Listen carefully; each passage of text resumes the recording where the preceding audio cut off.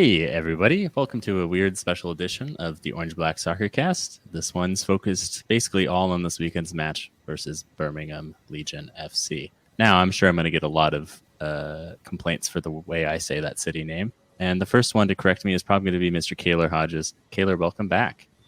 Uh, hey, thanks for having me back. I mean, I guess Birmingham, but like Birmingham, I've heard it from everybody not from here, so like I really don't care. But meh, someone does.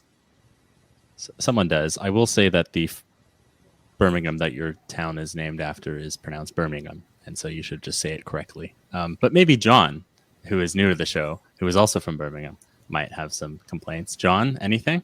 Well, actually, I'm from neither. I'm actually from London. I've only been to the English Birmingham, which is pronounced Birmingham pretty much by the locals, for maybe 3 or 4 hours once in my life. But I've been here in Birmingham for a better part of 3 decades now. So. Okay, well, because we're not great at geography, you're still going to be the resident Brummie for this show. John, because we're speaking to you right now at Football Forge, for those of you on social media. Can you give me 3 words that you think best describe Legion's season so far? John? I would say erratic, unpredictable, and quite honestly, disappointing. Kaylor, what are your 3 words? The 3 words are the beginning of a sentence, and it's just if we're healthy.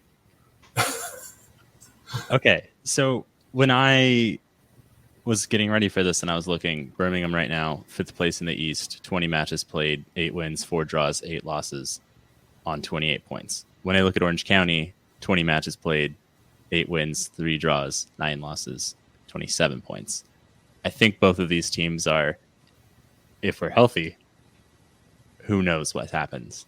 Orange County has been suffering through a lot of injuries. It seems like Birmingham has been suffering through a lot of injuries. At a more match level side of things, what has been going well for Birmingham? What's been going poorly? John, if you don't mind going first. Well, I think the thing that's been going best for Birmingham so far would be the introduction of several younger players to the squad. In particular, Kobe Hernandez-Foster, who's playing the central midfield role. He's been excellent, and he's been picked up by the USL own website several times for the quality of his play. In fact, if anybody has read the site recently, they selected a USL Championship Olympic squad, and he was the central guy picked out for that, along with a bunch of other younger players, obviously as well. It being a U23 team mostly. So there's Kobe to start off with. Also, Dawson McCartney has been performing very, very well out on the wing. And more recently, perhaps, the 16-year-old Ramiz Hamouda has been getting more and more minutes. In fact, he started last week and is looking very, very impressive for basically a kid at this point. So that's the thing that's really been going well for the Legion. What's been going badly is, well, as Kaylor was discussing, the health issues have really, really hit the team very, very hard. We brought in a striker, Mohamed Bouyatouray, for the season. He's played all of 63 minutes in the first game so far and hasn't been seen since. A number of other key players have been out for numerous games. Tyler Pasha's been out for the last couple of games, which is a big issue for the team. We've had to use 5 different goalkeepers so far this season. It's been a tough slog so far. Kaylor, I was going to ask you about that, and I'll get to you, Brad, who I didn't introduce earlier. That was deserved, so I'm not going to apologize. But I noticed Matt Van Oekel is 5th in the East for the amount of saves at 40, and you've used 5 different goalkeepers this season. So Is Birmingham a team that we can expect to concede a lot of shots? Is that why he has so many saves despite not playing every single match? What's going on defensively? Early, yes. Lately, not as much. Really, what seems to happen is that they'll concede a goal and then they'll start chasing the game. And because we don't have a striker on the team, like seriously, we only have the one, and he only played for 63 minutes. And he's not a true out and out number 9.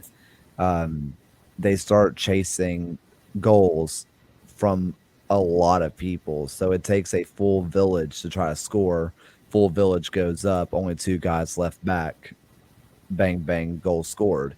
It's not really that the defense is so bad. It's just the attack is so weak in terms of having a guy who's a surefire finisher that it just ends up being everyone gets forward and then we're caught on yet another counterattack. Now, early on in the season, yeah, I mean, our midfield had zero control of the game. They couldn't hold on to the ball to save their life, and it just turned into shooting practice from the top of the box. And, you know, the very first game of the season against Phoenix, like I think they shot 20 something times, and it was ridiculous. And this was a horribly awful Phoenix team that like barely exists anymore, and they got that many shots off, and it never got better. Ever since they put Kobe Hernandez Foster in that holding midfield area, which he's a center back by trade, but he also happens to be 5'8", which is not what you want from your center back. You know, he's a wonderful defensive midfielder, and it's stirred up a lot of issues back there. So not as much as they used to be, but if Legion go down early, it can absolutely turn into a shooting gallery for another team. Awesome. So this question's for both of you guys. I want to focus on one of your guys' last biggest wins in late June between you guys and San Antonio, given we just played them this past weekend. You guys won a shootout, essentially, for you guys, 3-0. What worked in that match, given that we know the opponent and we played them last week? Is that just Birmingham did really well, or is that just San Antonio is as bad as we think? I was going to say, have you watched San Antonio lately? Sure. I mean, honestly, it turned into one of those matches where Legion were doing really, really well. They were moving the ball very nicely. San Antonio was trying to still play counterattacking, despite the fact that they don't have a team to counterattack, let alone attack. And they just let Legion have all of the ball, take lots of shots, and they had guys who are willing just to fire and shoot. So honestly, I think it was more San Antonio was not very good more than Legion really did anything, but it really felt like Legion got a monkey off the back and felt more free to shoot after that game, because there was a while where they were taking 15, 16 shots a game, but nothing was even challenging a keeper. And then finally they see some goals in the back of the net. It's like, oh, we can do that. And it feels like things have gotten better in that sense, but no, that's just San Antonio. Yeah, I think I'd have to agree with that. I mean, San Antonio is 11th in the West now, I think, which is a shocking position for that team. They are just simply not very good this year. That being said, though, the Legion, generally speaking, is not a high-scoring team, but it is a high-shooting team, as Kaylor just mentioned. In fact, our conversion rate is one of the lowest in the league. It's not the worst, but it's not far off. That is to say, we're not putting in a lot of really good quality chances. 3 goals in a game is a rarity for this team, and frankly, I don't think it's going to happen this weekend either. So I would like to then go to the other side of the Western Conference table, because you guys just played against New Mexico in a 1-1 game that it looks like on paper they held the ball a lot, but you guys still put up double their shots with 20-9. So can you kind of walk me through that game, a late equalizer by Patterson in the 81st? Yeah, I mean, that was really a very typical Legion game, other than the fact that it was considerably better than most in terms of the result. New Mexico was a team I fully expected us to lose to. We ended up with a 1-1 draw, as you said, and probably should have won the game too. Although, like you said, they had double the possession we did, but we outshot them big time. And we had some good chances as well thrown into that, which is also untypical. Other than going down, in the early going, Legion was really controlling that game without actually having possession of the ball.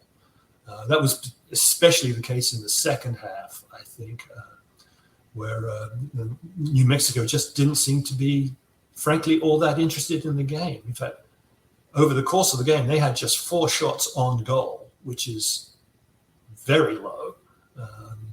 And only that one was even a good chance. So it was a strange game for New Mexico, I think, but a fairly average game for the Legion. And I think maybe the rain helped, frankly, because New Mexico is not exactly a wet place, generally speaking, but right now Birmingham is.